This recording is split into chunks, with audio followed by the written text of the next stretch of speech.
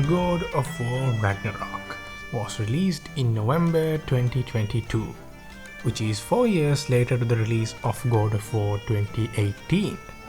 And after the release of God of War 2018, the problem that arose for Santa Monica Studios was, should they make this Norse mythology series a trilogy? Or should they just end it with just another installment? Obviously, they chose the second option and went with creating a very long, content-rich piece of art, which was named God of War Ragnarok. This is one of the rare moments where I would have chosen the cash cow move and not the smart move. No, it's not about the money, it's about sending a message. And since Santa Monica Studios chose the smart option, they made quite a lot of money in 4 years, but the overall quality of the game took a hit. In terms of democratic ratings, that's the ratings done by the people, not the critics, it took a hit of minus 1.2 points out of 10. And the difference in the quality of both games can be easily distinguished, and I think a lot of you will agree. God of War 2018 is significantly better, but also God of War Ragnarok is quite a large game. In fact, it is one of the largest games that I have ever played, and that right there is the problem. Santa Monica Studios bit off more than they could chew. God of War 2018 was a very short game. It had a lot of content, yes, but story-wise it was just an introduction. God of War Ragnarok, however, is the rest of the story. And God of War Ragnarok is two games fused together. The amount of content in God of War Ragnarok is more than I could imagine. It is the largest game I have played in terms of content. But when creating something this large, you open yourself up to a lot of mistakes. And as I have experienced, this game has a lot of mistakes. But it isn't as bad as most people say it is. There are a lot of things that were done bad in this game, yes, but compared to the good things, the bad parts are a mere fraction. But I also feel like I should say this. There were rarely any innovation done in this game, and the bad parts of the game tend to be more annoying and less game breaking. This has a significant effect on the gameplay experience. Also, I'm really surprised how Santa Monica Studios balanced out such a huge game. They really don't have a specifically bad part, unlike God of War 2018, which had combat issues. I have two things that bug me when a game has a good backlog behind it. One, the developers tend to repeat their mistakes throughout their games. Two, the developers ruin an aspect that they've already made well in a previous game. In the case of Santa Monica Studios, they rarely repeat their mistakes. They learn very quickly. So that part is out of the question. But the second part, however, it's something that a lot of good developers do. And I saw a lot of that in God of War Ragnarok. So the first issue I have is companions. When God of War 2018 introduced Atreus as a companion, I wasn't fond of it. I am not fond of companions in any game ever, because companions are hard to get right. Although I disliked it, the 2018 game mastered it. Atreus wasn't an annoying NPC. He had good mechanics, and I happen to love playing with a companion. Notice that Atreus was never mentioned as an NPC. He was always mentioned as a companion by a lot of people who played this game. That right there shows how well Atreus was made. In God of War Ragnarok, they introduced Freya as a companion, but this time I was right to dislike it. Even though I liked having Atreus as a companion before, I didn't like it this time. Not at all. Both of them, Atreus and Freya, happened to be annoying and they just felt like who they really are, NPCs. There is really no difference between Atreus or Freya. They both shoot arrows and keep annoying Kratos. Atreus at least has good conversations with Kratos. Freya, on the other hand, has good conversations only in the Vanaheim quest. After that, Freya is just an NPC. The contribution from her to gameplay is very low, and I would have loved to play the endgame stuff only with Mimir. But the thing is, both of those characters, Atreus and Freya, was really bad in this game. I kind of felt annoyed when I played with Freya. Atreus, on the other hand, well, there happens to be a lot more to him. We have Atreus at the beginning of the game, but at the end of the game, we lose that guy. We lose Atreus as a companion, and there is a certain emptiness that I felt when playing without Atreus.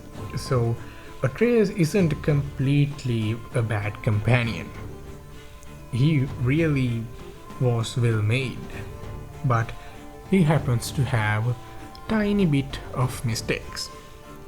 Mimir, on the other hand, has been awfully silent, but Mimir still has a lot to offer.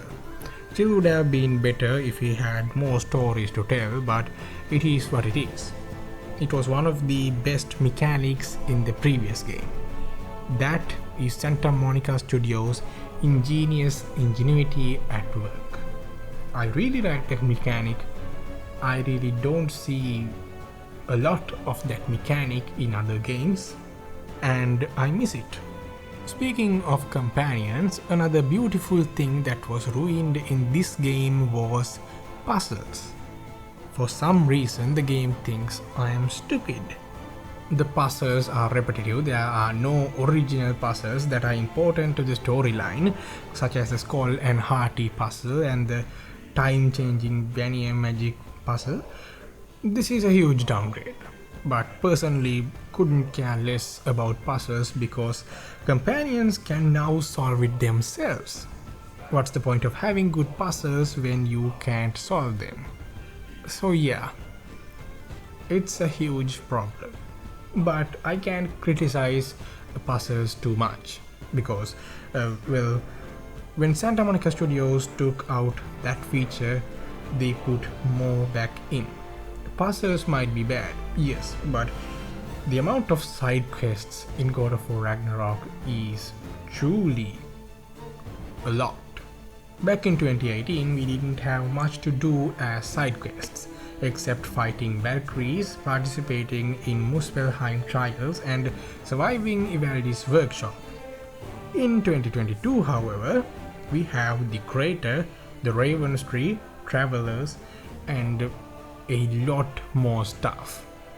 The Crater alone is filled with a lot of content.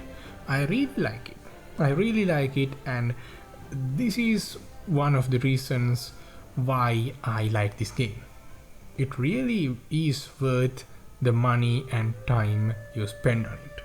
However, harvesting fruits in Jotunheim is not content filled. I understand why a feature like this is implemented. It is a very important feature. It is to slow down the progress of the storyline, so players could understand it better.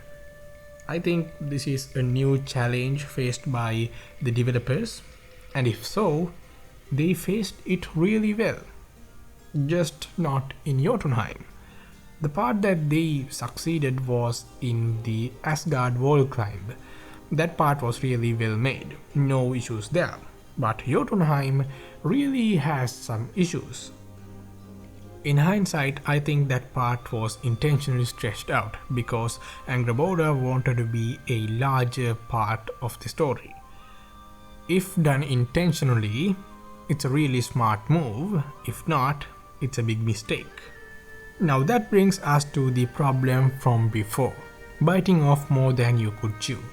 This game is two games fused together, and in certain parts certain things didn't get fleshed out. Like some characters, Freyr, Hilde Sweeney, the dude who jumped out mid-flight, Lunda. Freyr and Lunda do get important places in the story but couldn't care less about them because their characters are not fleshed out, especially Freyr's. The characters weren't developed well and nobody cared even if they died. I still don't understand why Freyr was killed in the Ragnarok scene. Still don't understand why that was necessary for the story. Never cared about that dude. Yeah.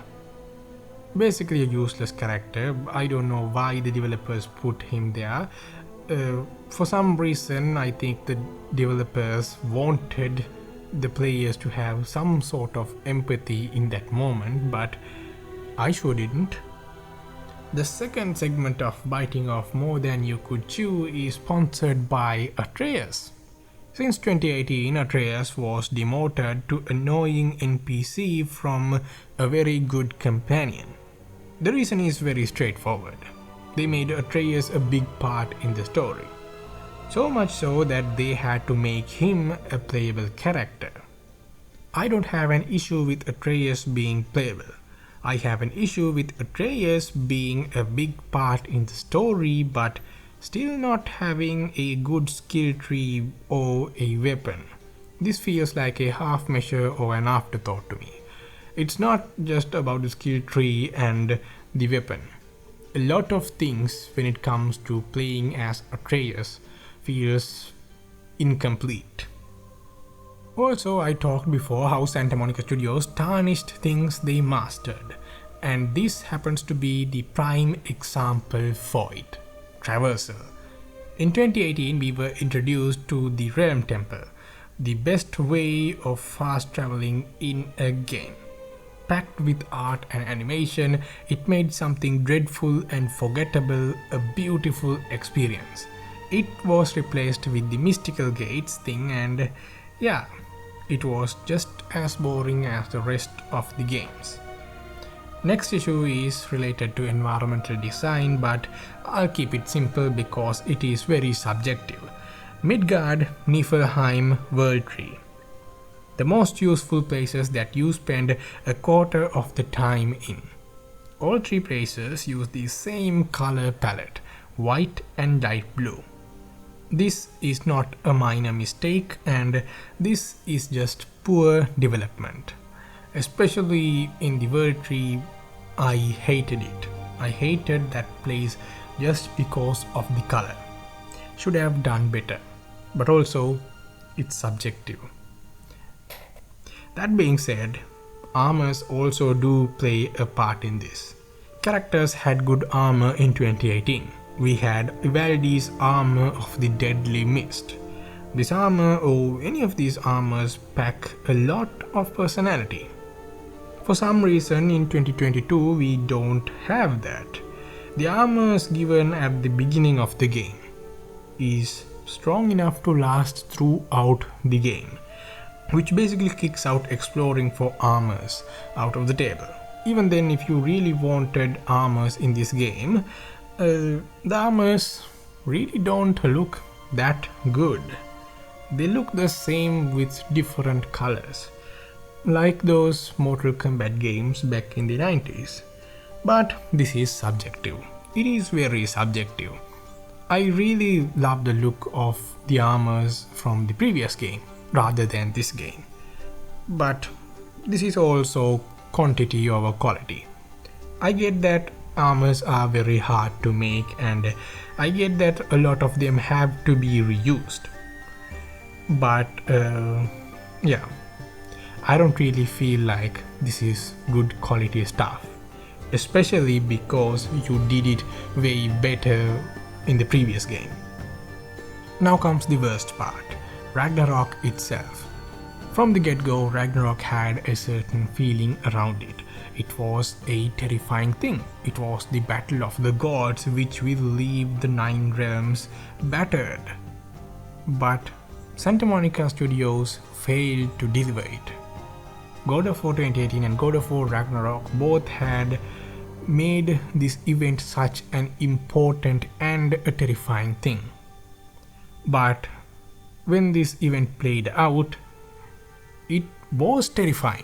Yes, it was terrifying, it was something different, but it really didn't feel like a war in a game.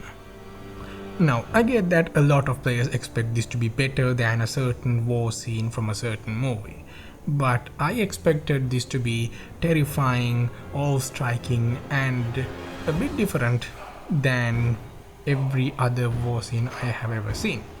It was very different, which I respect a lot. It is something respectable.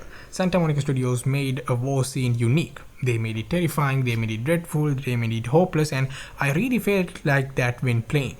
But I would have loved to see this part beginning better than dropping into the middle of war, and I wished this to be significantly longer. This is where the draining budget and biting off more than you could chew comes into place. I really don't like to talk any much longer about that. You might be thinking, is there only bad to talk about this game? No, the good parts outweigh the bad by a lot. The breathtaking story, the ever-tightening lore just keeps flowing into this massive storyline which keeps getting immersive by the second, and the characters that are tormented by their problems change into these loving, nurturing people. And to watch such a story unfold into an experience of a lifetime is a privilege itself. Sure, this game has a lot of flaws, but such an experience created by the hands of artists more talented than dwarves themselves is a wonder to be witnessed. This is not just a game. This is art. This is pure art in a form of a game. This game is much more worth the money and time you spend on it. And it definitely is worth a try.